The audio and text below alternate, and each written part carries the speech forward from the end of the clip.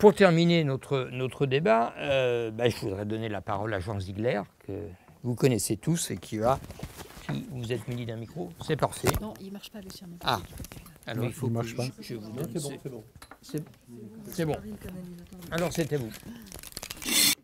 Oui, d'abord, chers amis et camarades, je voudrais vous remercier de l'invitation qui m'a été transmise par Chloé Morel. Je suis honoré et très content d'être là, voir des amis, de pouvoir m'exprimer. Je ne m'exprime évidemment pas comme vice-président du comité consultatif du Conseil des droits de l'homme. J'ai assez d'ennuis comme ça aux Nations Unies. Je parle en tant qu'auteur de ce livre « Chemin d'espérance », qui est le récit de mes combats au sein des Nations Unies. Donc, de façon tout à fait personnelle, on ne sait jamais qui est dans la salle, personnelle, ça n'a rien à voir avec ma fonction. La deuxième remarque préliminaire concerne le titre de notre réunion ce soir, que je trouve alors beaucoup trop faible. Comment améliorer l'ONU? Je vis au Palais des Nations à Genève. Il y a une semaine, j'étais encore à l'Assemblée générale à New York. Je vous garantis, c'est la panique. C'est la panique aux Nations Unies avec Trump. C'est la panique. Si ça se confirme, comme ça semble devoir se confirmer, que Bolton, l'ancien ambassadeur de Bush à New York aux Nations Unies, devient secrétaire d'État. Je vous rappelle que Bolton, par exemple, a demandé l'abolition du Conseil des droits de l'homme et du Haut-Commissariat pour les droits de l'homme, transfert de leurs compétences au Conseil de sécurité en mars 2006. Il a échoué pour 2 voix. Alors, les gens ont peur. Les Nations Unies ont payé le budget ordinaire, je ne sais pas, c'est Chloé qui l'a dit, budget ordinaire, 26% c'est les Américains, de très loin le plus grand contributeur. Pour les budgets spécialisés, non, c'est toi qui as dit 1,6 milliard, puis pour le DPKO, Department of Peacekeeping Operations, les casques bleus, 82% c'est les Américains qui payent. Alors si Trump fait le même coup que Bush a fait à l'UNESCO, c'est-à-dire on ne paye plus, ça va, le Palais des Nations ou le gratte-ciel de l'East River va devenir, on peut les visiter comme les pyramides d'Égypte. Enfin, ça, c'est terminé. Il va survivre quelques-unes des 23 organisations spécialisées, caritatives, etc. Donc, il est minuit moins 5. Et la mobilisation, comme on le fait ce soir, est d'une urgente nécessité. Il faut que dans les démocraties du monde, il faut que la conscience collective se réveille pour voir que les Nations Unies risquent de disparaître. Tu as tout à l'heure parlé de la Société des Nations, elle a duré 25 ans, 26 ans exactement. Elle a fini dans le deuxième mondial. Les Nations Unies, c'est 71e anniversaire maintenant, aujourd'hui, enfin en octobre pour la charte, 71e anniversaire, mais elle peut très bien finir comme la Société des Nations. Les Sociétés des Nations, souvent le soir, on discute, etc., avec les diplomates, les fonctionnaires, etc. Et est-ce que nous finirons comme la Société des Nations? C'est comme un fantôme, comme un spectre qui hante les couloirs, la Société des Nations. Donc nous sommes dans une situation tout à fait, et Anne-Robert l'a dit, tout à fait préoccupante. Là où Anne-Cécile se trompe totalement, évidemment, c'est sur le problème du veto. Et là, je vais faire maintenant trois remarques de fond, rapidement. Président, je peux contredire le puissant monde diplomatique. C'est imprudent. Il s'en remettra, je pense. C'est imprudent. Pour un pauvre auteur, c'est imprudent. Mais alors, c'est un problème tout à fait central, qui est responsable, à mon avis, de l'avis de beaucoup de monde, le droit de veto tel qu'il est, de la déréliction des Nations Unies. Je prends des exemples. Tous ici, nous, les collègues, étaient d'accord pour dire le peacekeeping et peacemaking, c'est-à-dire la sécurité collective, le chapitre 7, avec toute son instrumentalité, c'est le cœur de la charte et le cœur de la mission des Nations Unies. Et toi, tu as parlé longuement des troupes sur le terrain, etc. etc. Donc, je suis d'accord avec mes collègues à cette table. Le chapitre 7 est le cœur de la charte et le problème de la garantie de la sécurité collective, c'est-à-dire éliminer la guerre, était et reste, était en 1945 et reste aujourd'hui la mission première, avec la lutte contre la misère et la sauvegarde des droits de l'homme, la mission première de l'organisation. Or, elle est complètement en déréliction. Je prends 3 exemples. La Syrie, boucherie effroyable depuis mars 2011, effroyable. Il n'y a pas un corridor humanitaire dans aucune des 41 localités affamées, encerclées. Il n'y a pas une no-fly zone, zone d'interdiction de voler. Il n'y a pas un casque bleu sur aucune ligne d'armistice. Rien. L'ONU est totalement absent. Et tout le monde, je parle par exemple avec les gens du Comité international de la Croix-Rouge, qui est à Genève, qui négocie par exemple avec pour des interruptions de bombardement passagers ou des échanges de prisonniers, rien. Il n'y a aucune quelconque lueur à l'horizon de négociation possible, ni locale, ni régionale, ni globalement pour ce conflit. Il n'y a aucun. Toute intervention des Nations Unies, toute action des Nations Unies est paralysée par le veto russe. Nous sommes au 8e veto russe. Octobre dernier, c'était le 8e veto russe depuis 2011. Vous prenez le Darfour, conflit effroyable, un dictateur musulman fou de Khartoum islamiste, Omar Béchir, massacre depuis 7 ans maintenant, 3 peuples africains, les Sagwa, les Four et les Massalites, qui ont le malheur de vivre sur du pétrole dans l'ouest du pays. La Chine empêche par son veto toute intervention des Nations Unies parce que 11% du pétrole chinois vient par Port-Soudan, vient du Soudan. Vous prenez l'effroyable tragédie que vit le peuple martyr de Palestine. Tous les 2 ans, le ghetto de Gaza est bombardé, massacré, etc. Vol de terre permanent. Maintenant, ils sont 500 000 colons en violation totale de la Convention de Genève, la 4e Convention, dans les territoires occupés depuis 1967.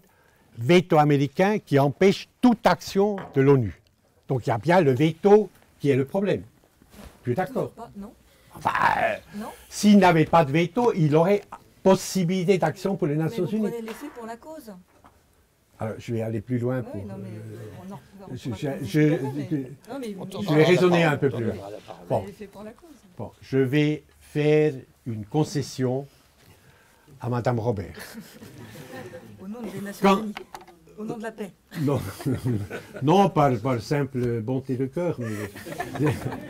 non, historiquement, le droit de veto est fondé.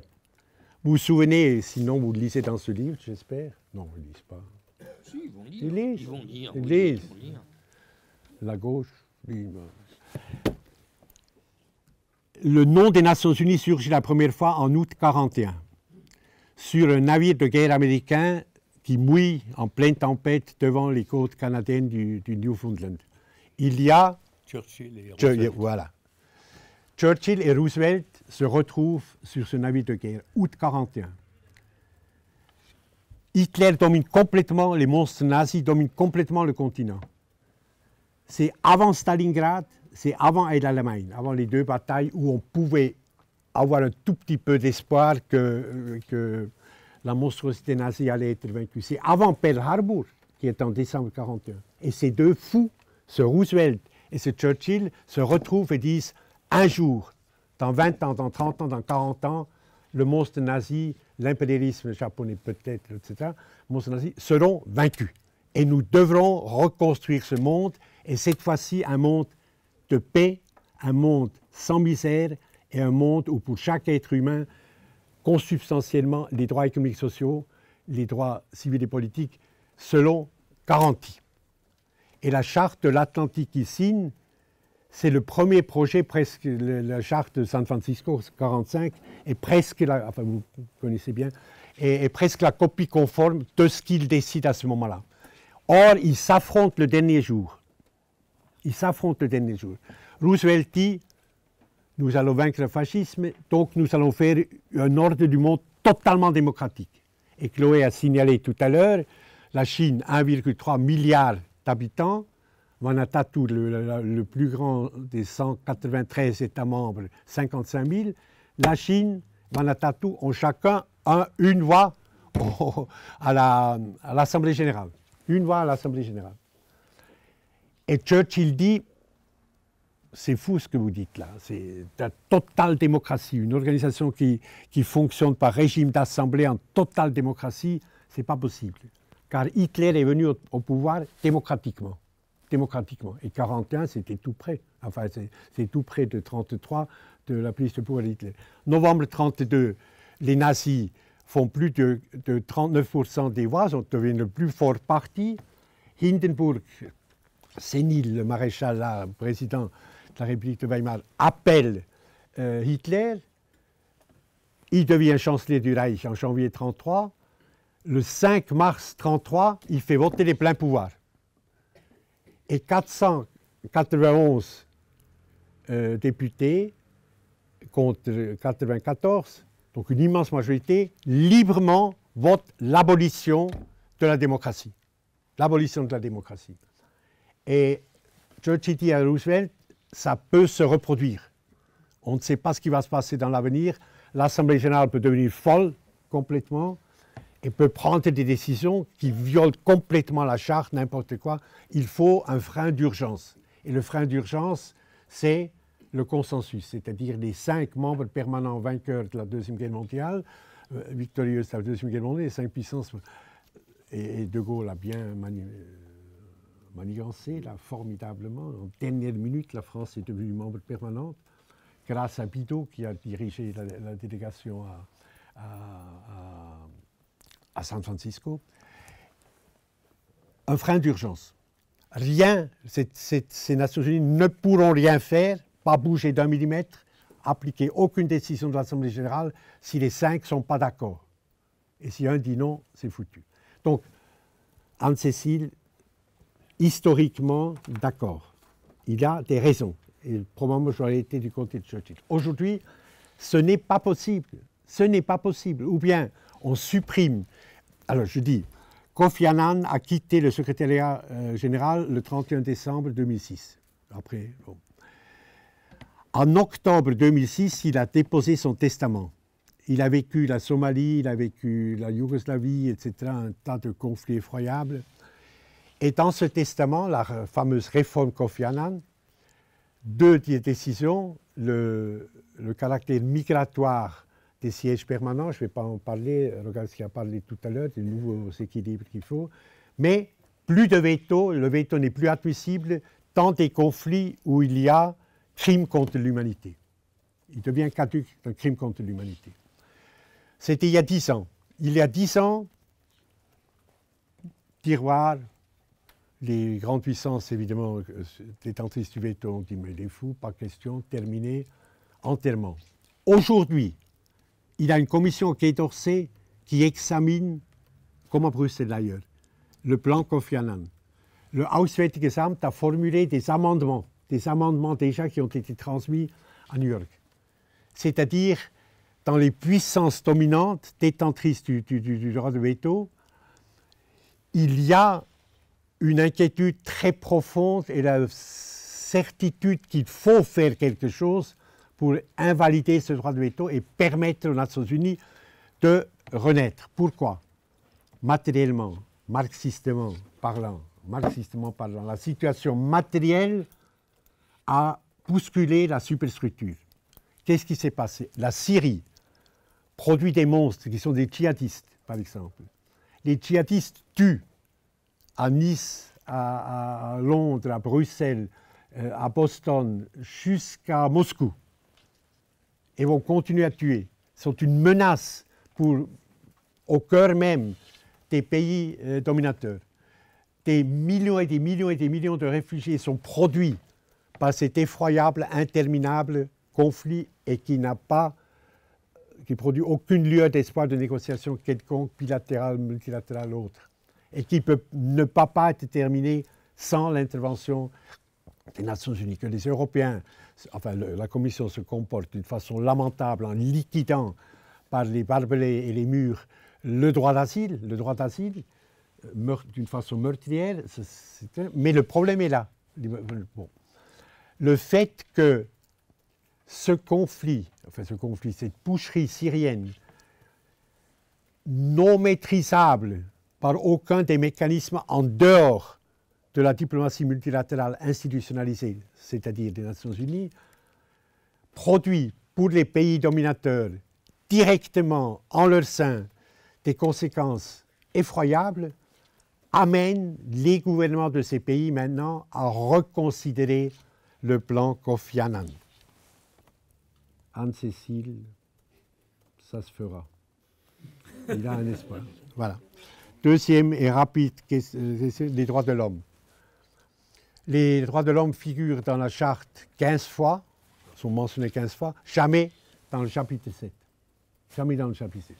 Ça veut dire que les fondateurs des Nations Unies ont dit que les droits de l'homme doivent être imposés par conviction et non pas ni par blocus, ni par armée internationale, etc., etc., par conviction. Ceci dit que la force des droits de l'homme réside, la crédibilité réside dans la crédibilité du sujet parlant. Du sujet parlant. S'il est convaincant, sujet parlant. C'est la seule façon de faire avancer les droits de l'homme, les résolutions du Conseil, les 6 conventions, la Déclaration universelle, etc., etc. Or, c'est là où ça ne marche évidemment pas. Bush a retiré par executive order de la signature américaine sous la Convention sur l'interdiction de la torture, l'a retiré, les États-Unis torturent légalement.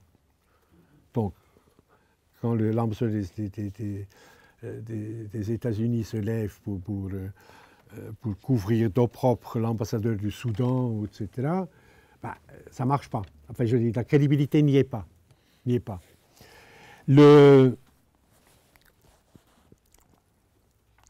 La force morale, je ne sais pas qui a parlé de la récupération nécessaire de la force morale, c'est toi? Oui, tout à l'heure. Oui.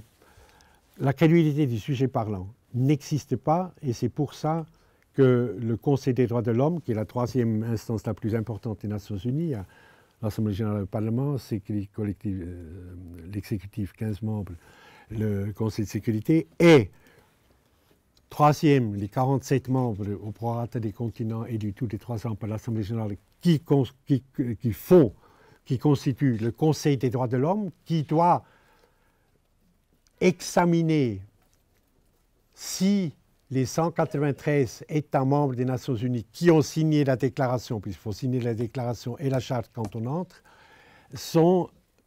leurs politiques nationales sont conformes à la déclaration universelle. Ça, c'est la tâche du Conseil des droits de l'homme.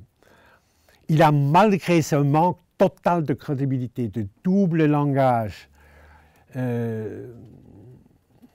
Hollande qui signe un contrat pour 18 milliards d'euros d'armement avec l'Arabie saoudite qui massacre des populations du Yémen avec ces mêmes armes, ou la torture institutionnalisée dans les prisons extraterritoriaux américains par executive order, malgré cette rupture de crédibilité totale, il y a un espoir pour le Conseil des droits de l'homme. Il y a des progrès. Alors, si tu me donnes une seconde de plus, je vais vous donner un exemple. Il y en a beaucoup d'autres qui fondent cette espérance malgré tout.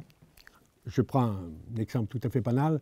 La 31e session du Conseil des droits de l'homme, juin de cette année, au Palais des Nations de Genève, les Palestiniens, l'ambassadeur de Palestine, et puis appuyé évidemment par les Cubains, les Algériens, etc., voilà, l'aile progressiste, dépose un projet de résolution demandant que les Nations Unies font un registre nominatif de toutes les sociétés multinationales étrangères qui sont actives dans les colonies, comme bâtisseurs, comme financiers, comme industriels, etc., dans les colonies des territoires occupés. Un registre tenu à jour. Évidemment, le signal d'alarme sonne immédiatement premier à l'ambassade américaine qui fait le travail pour les Israéliens qui ne sont pas dans le Conseil. L'ambassadrice américaine, moitié indienne, une femme très intelligente d'ailleurs, enfin qui agit selon les instructions, convoque à Prony, à son ambassade, les alliés, enfin les laquais habituels, l'Arabie Saoudite, le Botswana, le Kenya, etc., pour qu'ils sabotent dans la commission de résolution le projet palestinien. Le projet palestinien. Ça ne marche pas. Les majorités sont intactes. Kerry prend le téléphone et appelle Mahmoud Abbas, président de l'administration palestinienne. Le menaçant certainement, retirer le financement, etc., etc. Le deuxième appel de Kerry, Abbas ne le prend plus. Et Ibrahim Kraichi, l'ambassadeur, qui est un grand bourgeois de Jérusalem, d'une très vieille famille, un médecin, etc., maintient sa résolution. Alors les Américains envoient un hélicoptère à Amman pour chercher le ministre des Affaires étrangères, de Jordanie pour l'amener à Ramallah. Et celui-là, Mahmoud Abbas doit le recevoir, c'est un frère arabe, etc., etc. Il le reçoit. Est prêt à tomber, à téléphoner à Kraichi, retire, etc. Mais il y a une nouvelle génération de diplomates palestiniens, beaucoup meilleurs que les autres, déterminés. Ahmed Souhairi, par exemple, l'ancien de l'université de Grenoble, etc., qui font pression sur Abbas, et la résolution reste debout, est votée et acceptée. Bon, vous me direz, un registre des multinationales, etc. Mais c'est une arme formidable pour la société civile, américaine, européenne, qui est puissante. En Amérique, il y a des mouvements sociaux, des ONG, etc. Une société civile extraordinairement vivante. Et qui, s'ils sont un registre maintenant, avec des multinationales, une description précise, qui financent, qui soutiennent, qui sont actifs dans les colonies illégales de Cisjordanie, eh bien, ils peuvent, contre ces sociétés, faire des sit-ins, organiser du boycottage, etc., etc. Il y a là un gain réel de justice. C'est un exemple tout à fait banal, mais je pourrais vous donner beaucoup d'autres exemples où ça se passe. Dernière chose que je veux dire, donc, droits de l'homme, loin d'être un fantôme illusoire, malgré le double langage occidental et russe, etc., bien sûr, pas seulement les Occidentaux, mais c'est particulièrement gênant parce qu'on est des Occidentaux, parce qu'on croit aux droits de l'homme, enfin, ça nous concerne particulièrement. Bon, bref, dernier, Guterres, pur miracle. Je ne sais pas comment c'était possible qu'il devienne président. Poutine avait dit le veto russe est certain pour tout candidat ou candidate qui vient d'un pays de l'OTAN. Ben là, il a laissé passer. Lisbonne est dans l'OTAN, l'a laissé passer. Et Guterres est, après janvier, le secrétaire général pour 8 ans des... non, pour 10 ans. Oui, non, pour 8 ans. Des Nations Unies. Or, c'est un type tout à fait exceptionnel. Hein? Tout à fait exceptionnel. C'est extraordinaire. Il va reprendre la réforme Kofi Annan. Il va la reprendre. Il va essayer de renforcer graduellement, mais fortement, le Conseil des droits de l'homme. Il a beaucoup de choses à faire. C'est un homme qui lit l'humanité, ce qui est bon signe. Parce que je l'ai vu sur sa table plusieurs fois, parce qu'il était étudiant exilé à Vincennes. À Vincennes, c'est un catholique de gauche, père de 7 enfants, qui était secrétaire général du Parti socialiste et ensuite président du gouvernement. Il a perdu des élections en 98. Et retourné dans les bidonvilles, il est mathématicien d'origine, pour enseigner aux enfants des migrants, vraiment, il était bien. Je l'ai connu quand j'étais, il y a 200 ans, quand j'étais jeune, j'étais au conseil exécutif de l'Internationale socialiste. Lui, pendant 8 ans, il était président de l'Internationale socialiste. Il y avait évidemment des gens qui étaient beaucoup plus brillants que moi. Parmi les jeunes, il y avait Jospin, Jankovic, etc. Et puis Hollande qui portait la serviette de Jospin. Et je l'ai vu à l'œuvre. J'ai voyagé avec lui comme tout petit. Hein. J'ai voyagé avec lui à Mozambique et ailleurs où il fallait examiner les candidats à la candidature entrée à l'international, etc. C'est un type tout à fait exceptionnel de détermination. Il est de 2005 en 2015, pendant 10 ans, haut commissaire pour les réfugiés. Et c'est un des hommes, avec Willy Brandt et Thomas Sankara et Fidel Castro, qui m'ont le plus impressionné dans ma vie. Le plus, vraiment, comme personne. Il est portugais jusqu'à la fin des manches du bacalao, etc. Petit trapu, comme ces immenses navigateurs, hein, au XVe siècle, trapus, énergiques, etc. Vit très austèrement à un petit studio à l'avenue de France, à Genève. C'est vraiment, je dis un miracle pour aller vite, pour terminer. C'est incroyable que ce type-là soit devenu, va être secrétaire général des Nations Unies. Donc, l'espérance est certaine, enfin, de toute façon, on n'a pas le choix. La Charte et la Déclaration universelle, la Charte de 1945, la Déclaration universelle de 1948, contiennent les principes sans lesquels il n'y a pas de civilisation sur Terre. Pointe à la ligne. Pas de civilisation sur Terre. Ni sans les droits de l'homme, ni sans la sécurité collective, ni sans la lutte contre la misère. Tous les 5 secondes, un enfant en dessous de 10 ans meurt de faim sur une planète qui déborde de richesses. Et la FAO dit 12 milliards d'êtres humains pourraient être nourris, nous sommes 7,3, 12 milliards d'êtres humains pourraient être nourris normalement si cet ordre cannibale du monde, dominé par l'oligarchie du capital financier globalisé, était renversé.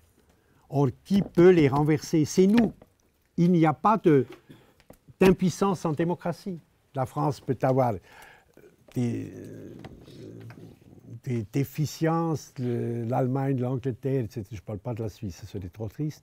Mais la société civile est le nouveau sujet de l'histoire. Et si nous nous mobilisons, cette insurrection de conscience que je crois proche, personnellement, mais je ne peux pas dire, pas le temps de dire pourquoi, si cette insurrection de conscience se produit, comme le matin du 14 juillet 1789, au faubourg Saint-Antoine à Paris, eh bien, les Nations Unies vont renaître. Et ce que Roosevelt et Churchill en 1941 ont envisagé, un ordre juste, libre et qui garantit la sécurité de sa personne pour chaque être humain sur ces terres physiques, morales et intellectuelles, eh bien, ces Nations Unies vont renaître. Voilà, ça dépend de nous. Merci.